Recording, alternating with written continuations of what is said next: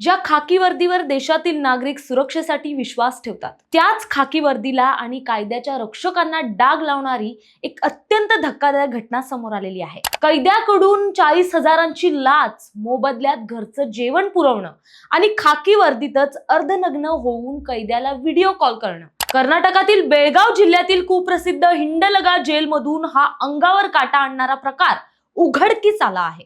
काय आहे हे संपूर्ण प्रकरण पाहूयात। नमस्कार, मी प्राची शिरकर, आपण पाहत आहात प्रहार न्यूज लाईव्ह। संबंधित महिला पोलीस अधिकारी पूर्वी बेळगावच्या हिंडलगा जेलमध्ये कार्यरत होती आणि सध्या ती बेंगळुरूमध्ये सेवेवर आहे। 2 वर्षापूर्वी घडलेल्या या प्रकाराचा व्हिडिओ आता सोशल मीडियावर तुफान व्हायरल झालाय। आरोपांनुसार या महिला अधिकाऱ्याने जेलमधील एका कैद्याकडून 40,000 रुपयांची लाच स्वीकारली। या पैशांच्या बदल्यात कैद्याला घरचं जेवण पुरवण्यात आलं।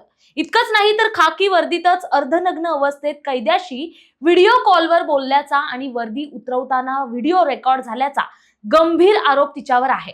या प्रकरणी आता थेट लोकायुक्तांकडे तक्रार नोंदवण्यात आली आहे। हा प्रकार उघडकीस आणलाय सुरेश उर्फ साई कुमार नावाच्या माजी कैद्याने, जो 2024 पर्यंत याच हिंडलगा जेलमध्ये बंदिस्त होता।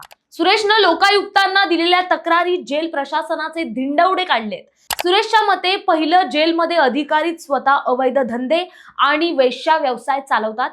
दुसरं, कैद्यांची कडक तपासणी होत असतानाही अधिकारी स्वतः पैशांसाठी कैद्यांना मोबाईल, सिम कार्ड, दारू आणि गांजा विकतात। तिसरं, नंतर याच कैद्यांच्या उशीखाली मोबाईल सापडल्याचं दाखवून त्यांच्यावर खोटे FIR दाखल केले जातात। सुरेशनं असाही आरोप केलाय की जर कोणी भ्रष्टाचाराविरुद्ध आवाज उठवला तर वरिष्ठ अधिकारी प्रकरण दाबून टाकतात। जास्तीत जास्त 3 महिन्यांचं निलंबन होतं आणि पुन्हा अधिकाऱ्यांना सेवेत घेतलं जातं। विशेष म्हणजे सुरेशने यापूर्वीही हिंडलगा जेलमधील अनेक बेकायदेशीर कारनाम्यांचे व्हिडिओ प्रसिद्ध करून पोलखोल केली होती, मात्र त्याला अधिकाऱ्यांकडून सातत्यानं धमक्या मिळत होत्या। तुरुंगाबाहेर आल्यानंतर अवघ्या एका आठवड्यातच कुणीगल पोलिसांनी त्याला पुन्हा अटक केली होती। हा व्हिडिओ आणि लोकायुक्तांकडील तक्रार सोशल मीडियावर वाऱ्यासारखी पसरल्यानंतर कर्नाटकच्या गृहमंत्र्यांनी या संपूर्ण प्रकरणाच्या उच्चस्तरीय चौकशीचे आदेश दिलेले आहेत।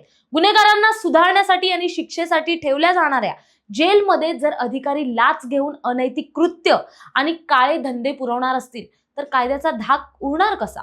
खाकी वर्दी डागाळणाऱ्या या संपूर्ण प्रकाराबद्दल आणि जेलमधील भ्रष्टाचाराबद्दल तुम्हाला काय वाटतं? तुमची प्रतिक्रिया कमेंट्समध्ये नक्की कळवा। अशाच क्राईम घडामोडींसाठी प्रहार न्यूज लाईव्ह पाहत रहा। धन्यवाद।